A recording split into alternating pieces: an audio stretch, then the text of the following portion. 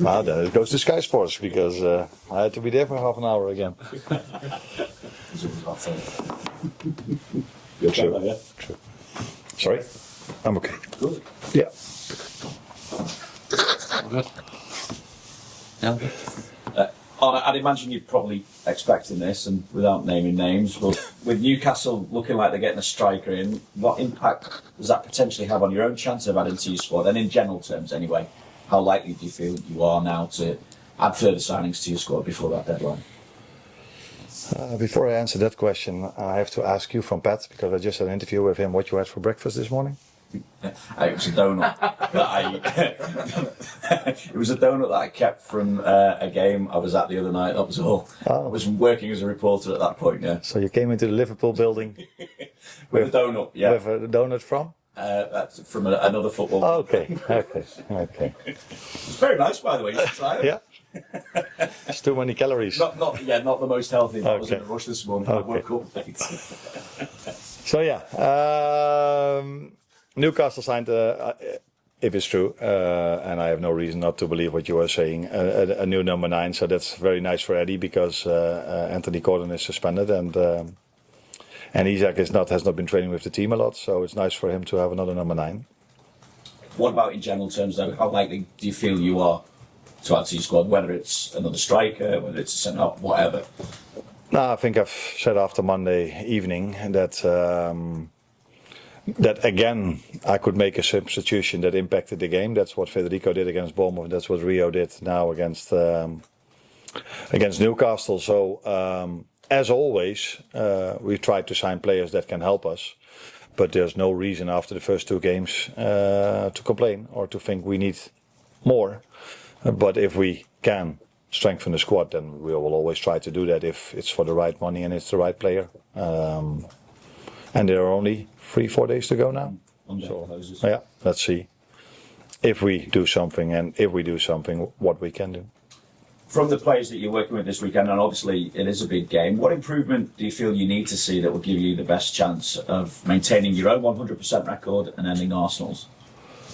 No, the most simple answer to that is a lot, because we face a very strong team, and that was already really good last season, and I think I've improved their squad a lot during the summer. So yeah, and if you then look at all the quality they have, but especially one thing that stands out in the season till now, and what stands out in a negative way for us, is that we've conceded, if I include the Bilbao game, 4 set pieces. And of course, as we all know, that's one of their strengths, not the strength, but one of their strengths, because they can play in multiple ways. You can see how well they are managed by Miguel, and they're working for 5 years together because they can play almost every style there is in football. And that tells you how well managed they are. But one of their strengths is also set pieces. And that is an area where we, if you look at Monday, when we faced Newcastle, we conceded 2, and against Bilbao, we conceded 2. It's a part we need to improve. Where we, by the way, were really good at last season. So no panicking at all. We also had to defend at Newcastle 350 set pieces. So then only conceding 2 is not even so bad. Obviously, both games against Arsenal finished in 2-2 draws, and I think against top 4 opposition, or the teams that finished in the top 4 last season, you took 11 points from a possible 18. I just wondered, even though it's such an early stage in the season, how important do you feel it is not to lose ground on a potential title rival? Nah, not so much to do with losing ground, but it has to do with losing ground, but not that we play Arsenal. So it's more in the beginning of the season. You wanna normally teams don't play their best game unless you keep the same squad completely and you add 3, 4, 5, 6, 7 players. Then you can maybe expect that the team is growing even further. If you look at our situation, we've lost a few, we've added a few, so then it's not starting all the way new again, but I think it's normal that we play even better, not better, but even better in a few months than we do, or in a few weeks than we do now. But in the meantime, you can't lose ground. Not a lot.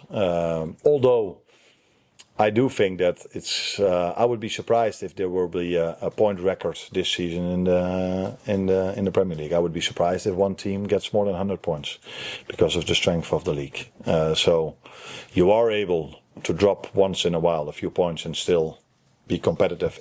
I think in the end of the season. But the best thing you can do is not drop points at all. Yeah. Arne, just picking up on what you said there then, do you think that the league is more competitive noticeably this season than last season, based on what you just said?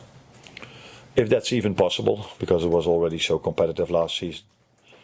But maybe I'm wrong, but I think in general teams spent more than last season. I'm not 100% sure, and I'm talking about net spend, not talking about what teams spent and forget then what they've sold. But in terms of net spend, but maybe I'm wrong. But last season we didn't do a lot, but I think our competitors didn't do a lot last season as well, and that's completely different this season. Obviously, it's very early to make. For the exception of Chelsea last season, maybe, but I think Arsenal, Man City didn't do so many signings last season. So that's the difference between this season. Obviously, it's very early to be making assessments and judgments and drawing any sort of firm conclusions. And Arsenal have got injuries as well. But what do you see as the key differences that your team will need to be aware of this time against them compared to last year with the new players they've added? Wow.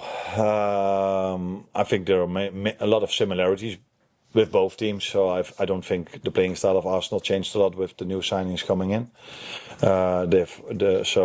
Maybe they have a different number 9 than they had last season, although Jesus was also a real number 9 but didn't play that much. But I think the one they have now is different to Havertz, for example, or Trossard that played last season in our home game over there. So that is more a false 9, you could say, where I think Gyökeres is more a target man. So that's maybe a small difference where we have to know, and he makes maybe even more runs in behind than the other number 9s did. But in general, I see a lot of similarities between last season and this season with the style of play they have. And I think it's the same with us. Thank you. Arne, it's hard to imagine a more sparkling start to his Liverpool career for a striker than Hugo Ekitike. Goals in his first 3 important games. As a finisher, that's fantastic, but at least 2 of the goals, he's been the starting point with the goal against Bournemouth and also against Newcastle. How impressed have you been with him so far? And what are the facets that he has in his game that can see him make even a lot more improvement and add, greater attacking elements to your game? I think you've already made a big impact, as you said, in our attacking part of our game. So not only scoring goals, but also be part of build-up situations where he was someone that started the attack or was part of us starting attack. I think that is, not talking about a difference, a bit more than last season where, although when Lucio played there, he was also a lot of times part of our build-up. The most simple answer to what he can improve is his match fitness. So I expect him to do even a lot more without the ball than he already does, because he's already working hard. But there we can improve, which is completely normal because he has to adjust from a different league, from a different playing style. So Frankfurt wasn't as pressing as much as they pressed, but not as much as we tried to do. And then coming to a different country, coming to a different league, there's a lot for him to handle. And then if we come back after the international break, it's Champions League games added to that, where he was used to playing, I think, Europa League, which is also a good level, but not as high as Champions League. So there is the main point of improvement, I think. Which is completely normal because he came a bit later in pre-season. So to adapt to the intensity levels without the ball, I think there are small steps to make for him. In the league game so far, against Bournemouth and again against Newcastle, where Liverpool at times were really up against it, it's admirable and a real quality to find a way to win under those circumstances. But it's not sustainable, is it, throughout the season, particularly as against opposition like Arsenal on Sunday. So what's the key to improving the playing strategy where you're going to have more control in games? Not playing every game at St James's Park.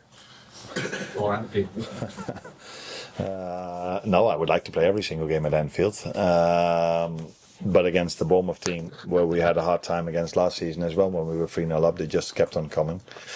Which now led to a goal, and all of a sudden it was a game where they had the chances last season as well. So not conceding set pieces would also help with controlling the game a bit more, because I don't think after half time we had control over the game, but then conceding a set piece and then the whole stadium felt that there was something to win for them again. So yeah, of course we can improve things, which is normal if you have to. I think it was in the Charity Shield where 5 positions were different than the main starters we had last season, and I think that hasn't changed that much against Bournemouth and also against Newcastle. So it's normal that we can still improve things, but we could, even with the team of last season, improve a lot of things, I can tell you. But I don't think we had any control over the game last season in the first 15 minutes against Newcastle as well. I think we even played worse over there in that first 15 minutes. So you need to compare the right things with each other. You cannot compare the start of last season with the opposition we faced then to the start of this season. That is, although all the teams are very strong, but Newcastle away is, I think everybody agrees on that, one of the most difficult fixtures you can have. And Arsenal at home is not any different to that. Thank you. Hi, Arne. I wanted to ask you about Florian Wirtz. I felt like Newcastle did a really good job of denying him the ball with their bank of 5 across the midfield. I think he only received 19 passes compared to 34 against Bournemouth. If that situation is repeated, perhaps against Arsenal, would you like him to maybe work harder to maybe come deeper to search for the ball, or is the onus more on his teammates to maybe be a bit braver and try and pass through the lines? No. This is all nothing to do with it. The only answer I can give is what you probably know, because you're quite good in data. Normally you started with data this question, so you should add in this question that there was only 40% ball in play in Newcastle. So then to have a lot of touches is quite difficult. And when the ball was in play, the ball was in the air. So they didn't block anything. The ball was just in the air, and it was duel after duel after duel after duel. Set pieces to defend, set pieces to attack. So there was not much football over the ground. So you were talking about Florian, but I also know that Mo would have loved to touch the ball a little bit more than he did in Newcastle. But he didn't touch the ball. He touched the ball more this time in Newcastle than he did last season. And he did touch the ball more this season against Newcastle. I'm talking about Mo, than he did again in the League Cup. So it's also the opposition you face, the playing style of the other team you face. And I've said last season after Plymouth that if we would have been there with the starters, we probably also wouldn't have played a good game. And everybody was looking at me, what are you saying? No, that playing style of every ball long, every set piece thrown into your box is a playing style where it's not so easy to play your best game. And for Florian or for Mo or for Hugo, I don't think Hugo touched the ball a lot. And Cody didn't touch it probably a lot as well. So 40% playing time. The last time that happened was 2010 when Stoke City faced Sam Allardyce team. So obviously those are rare. Which was that? Was that Bolton? Blackburn. Okay. Obviously those are rare statistics, but are you concerned that maybe some other teams might try to use that as a way of trying to keep some of your attacking players away from the ball, being more direct? Yeah, but that's also not the first time that we faced this playing style. This happened last season as well. The difficult thing for us was that although the Newcastle players can play in a completely different style, really, really, really good as well, but this style suits them also really well if you look at how tall most of their players are. And the deliveries, the set pieces from Trippier are also high quality. So yeah, that makes it even more difficult. So I'm not sitting here saying that with the starters we would have had it as difficult against Plymouth as we had against Newcastle. But in general, it's a playing style where you constantly have to be ready for every single ball. And but we can do better. It's not only the playing style. We can do better than we did at Newcastle or at Plymouth. But it's not the first time we faced this playing style. Many teams did this playing style last season as well. Last one here, please. Some team news, Arne. Obviously, a very physical game against Newcastle. I just wanted to check how the players have been in the intervening days and whether there are any doubts heading into the Arsenal game, fitness-wise, that you didn't have before. No, I don't think so. I think the positive is that Conor Bradley only had 1 or 2 training sessions before the Newcastle game. He has trained this week, the whole week, still 2 days to go. But and McAllister started training again, so I don't think we had any injury coming out of that game. No. And Virgil is also okay. I think that's the main thing you would maybe question, but he's okay. Yeah.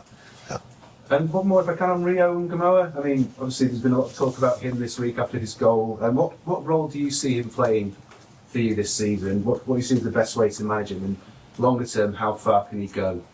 Left winger. Is the role I see for him, or is that not what you mean? No. On a serious note, I think this whole how do you say this? This whole press conference started with also with spending of us, all other clubs in the Premier League, and the nice part of it all is that then in the end, the 16-year-old coming from the academy, partly Chelsea, partly ours, scores the winning goal. So that's also the beauty of football, that although we've spent a lot, sold a lot as well, there's still room. That's also the reason, if we only spent and not sold, then there was probably not room for him. But now there is room for him. Is that a good way to say it? Yeah. And he can show his qualities, and as things stand now, there's still room for him to show that in the upcoming game as well, because we haven't made any signing, so I think he will be on the bench again, and has a fair chance of coming in if it's needed in the game.